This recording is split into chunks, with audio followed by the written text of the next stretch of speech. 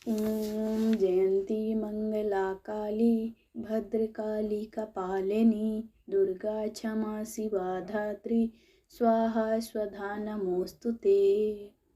अथ श्री दुर्गा सप्तशती तृतीयो अध्याय।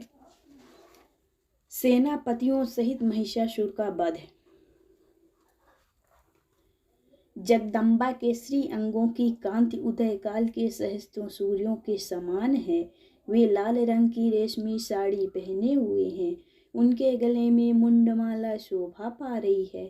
दोनों स्तनों पर रक्त चंदन का लेप लगा है।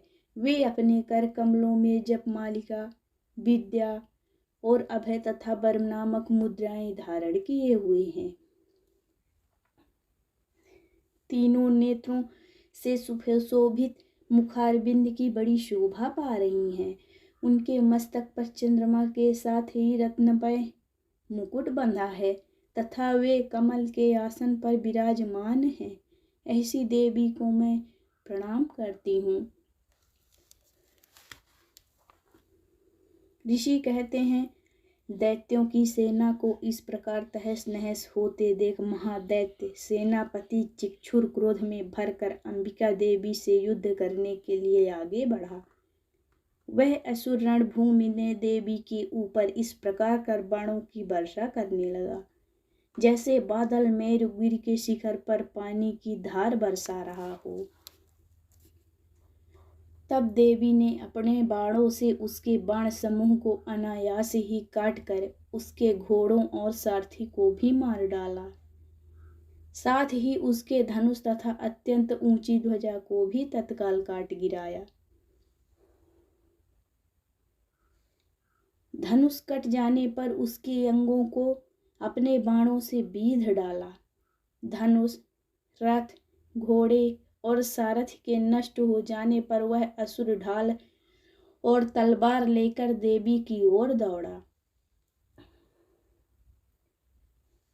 उसने तीखी धरती वाली तलवार से सिंह के मस्तक पर चोट करके देवी की भी बाईं भुजा में बड़े वेग से प्रहार किया। राजन, देवी की बाह पर पहुंचते ही वह तलवार टूट गई। फिर तो क्रोध से लाल आंखें करके उस राक्षस ने शूल हाथ में लिया और उसे उस महादैत्य ने भगवती भद्रकाली के ऊपर चलाया। वह शूल आकाश से गिरते हुए सूर्य मंडल की भांति अपने तेज से प्रज्वलित हो उठा। उस शूल को अपनी ओर आता देख देवी ने भी शूल का प्रहार किया। उससे राक्षस के शूल के सैकड़ों टुकड़े हो गए। साथ ही महादैत्य चिक्षुर की भी धज्जियां उड़ गईं। वह प्राणों से हाथ धो बैठा। महिषासुर के सेनापति उस महापराक्रमी चिक्षुर के मारे जाने पर देवताओं को पीड़ा देने वाला चामर हाथी पर चढ़कर आया। उसने भी देवी के ऊपर शक्ति का प्रहार किया, किंतु जगदम्बा ने उसे अपने हुंकार से ही आहत एवं निष्प्रभ करके तत्काल पृथ्वी पर गिरा दिया। शक्ति टूटकर गिरी हुई देखकर चामर को बड़ा ही क्रोध हुआ। अब उसने शूल चलाया, किंतु देवी ने उछलकर हाथी के मस्तक पर चढ़ बैठा और उस दैत्य के साथ खूब जोर लगाकर बाहुयुद्ध करने लगा। वे दोनों लड़ते लड़ते हाथी से पृथ्वी पर आ गए और अत्यंत क्रोध में भरकर एक दूसरे पर बड़े भयंकर प्रहार करते हुए लड़ने लगे। इसके बाद सिंह बड़े वेग से आकाश की ओर उछला और उधर से गिरते समय उसने पंजों की मार से चामर का सिर धड़ से अलग कर दिया। इसी प्रकार उदग्न भी शिला और वृक्ष आदि की मार खाकर रणभूमि में देवी के हाथ से मारा गया तथा कराल भी दांतों, मुक्कों और थप्पड़ों की चोट से धराशायी हो गया। क्रोध में भरी हुई देवी ने गदा की चोट से उद्धत का कचूमर निकाल डाला। भिंदीपाल से बाष्कलतों को तथा बाणों से ताम्र और अंधक को मौत के घाट उतार दिया। 3 नेत्रों वाली परमेश्वरी ने त्रिशूल से उग्रश, उग्रवीर तथा महाहनु नामक दैत्यों को मार डाला। तलवार की चोट से विडाल के मस्तक को धड़ से काट गिराया। दुर्धर और दुर्मुख इन दोनों ने भी अपने बाणों से यमलोक भेज दिया। इस प्रकार अपनी सेना का संहार होता देख महिषासुर ने भैंसे का रूप धारण करके देवी के गणों को त्रास देना आरंभ किया। किन्हीं को थूथुन से मारकर, किन्हीं के ऊपर खुरों का प्रहार करके, किन्हीं किन्हीं को पूंछ से चोट पहुंचाकर, कुछ को सींगों से विदीर्ण करके, कुछ गणों को बेग से, किन्हीं को सिंहनाद से, कुछ को चक्कर देकर और कितनों को निश्वास वायु के झोंकों से धराशायी कर दिया।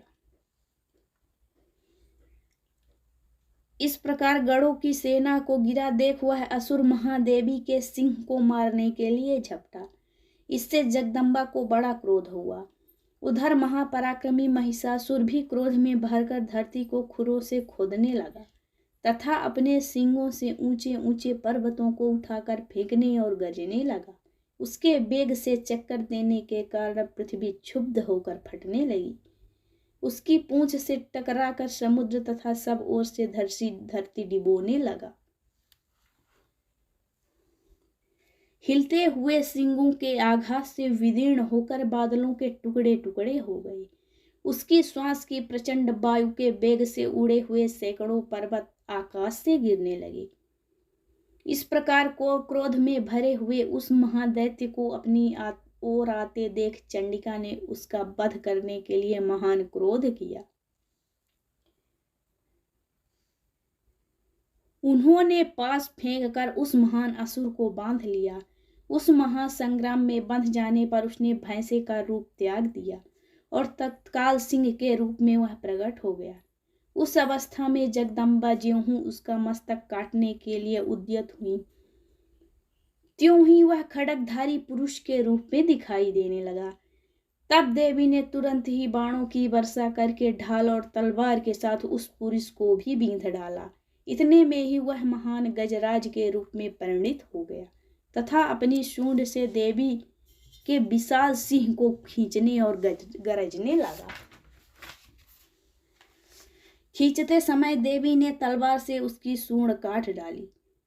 तब उस महादैत्य ने पुनः भैंसे का शरीर धारण कर लिया और पहले ही भांति चराचर प्राणियों सहित तीनों लोकों को व्याकुल करने लगा। तब क्रोध में भरी हुई जगन माता चंडिका बारंबार उत्तम मधु का पान करने और लाल आंखें करके हंसने लगी। उधर वह बल और पराक्रम के मद से उन्मत्त हुआ राक्षस गरजने लगा और अपने सींगों से चंडी के ऊपर पर्वतों को फेंकने लगा। उस समय देवी अपने बाणों के समूह से उसके फेंके हुए पर्वतों को चूर्ण करती हुई बोली। बोलते समय उनका मुख मधु के मद से लाल हो रहा था और बाणी लड़खड़ा रही थी। देवी ने कहा, ओ मूढ़, मैं जब तक मधु पीती हूँ तब तक तू क्षण भर के लिए खूब गरज ले।